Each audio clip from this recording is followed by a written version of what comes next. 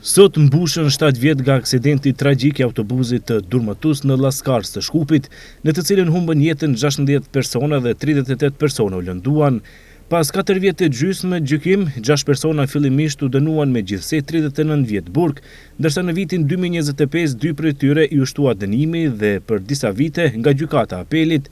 Fajtor kryesor sipas gjykimit ishte shoferi i autobusit, i cili mori dhe dënimin më të lartë me 14 vjet burg, ndërkaq pronari i kompanisë transportuese u dënua me 4 vjet burg që më vonë apeli arriti në 10 vjet.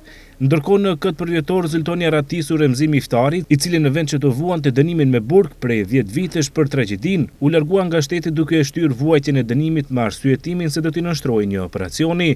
Së fundmi mbikëqyrja e jashtëzakonshme në gjykat konstatoi një sër lëshimesh nga gjykatësi për ekzekutimin e sanksioneve.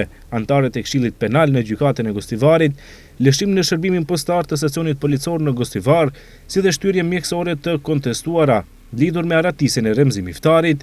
Vitin e kaluar gjykata apelit në Shkup pas ankesës së prokurorit publik Darko Jakimovski i arriti dënimin me burg pronarit të kompanisë Durmëtus, të pandehurit Durmish Beluli nga 4 në 10 vjet, gjithashtu edhe përgjegjësit për transportin Remzi Miftari nga 6 në 10 vjet. Gjykata apelit në Shkup i hodhi poshtë të pabazuara ankesat e disa prej të akuzuarve në rastin Llazkarsa. Ndërkohë akuzuari i tretë Igor Gjorgjevski, udhëheqës i stacionit të kontrollit teknik në Gostivar, u dënua me 5 vite burg.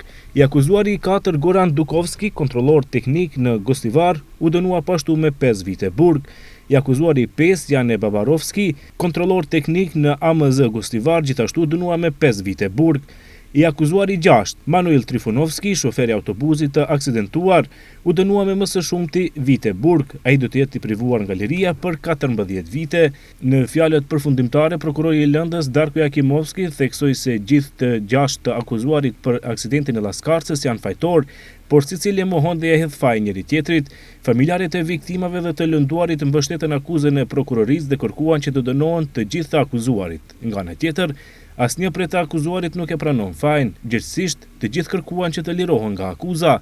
Ndryshe autobusi aksidentuar i Durmëtus ishte i linjës së rregullt Shkup-Gostivar, ndërkaq kompania transportuese vazhdon ende të bartë udhëtar.